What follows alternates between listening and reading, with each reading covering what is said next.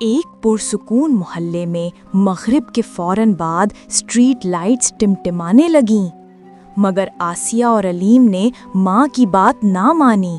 وہ کھیلنا چاہتے تھے، بس ایک گیم اور۔ جیسے ہی سورج غائب ہوا، ہوا سرد ہو گئی۔ کرکٹ کی گیند ایک تاریک گلی میں جا گری اور سرگوشیاں سنائی دینے لگیں جو ان کے نام پکار رہی تھیں۔ دیواروں پر پڑتے سائے ہلنے لگے۔ آسیہ نے اپنے بھائی کا ہاتھ پکڑا اور زور سے پکارا، اعوذ باللہ من الشیطان الرجیم۔ روشنی اندھیرے کو چیرتی ہوئی پھیل گئی اور سائے غائب ہو گئے۔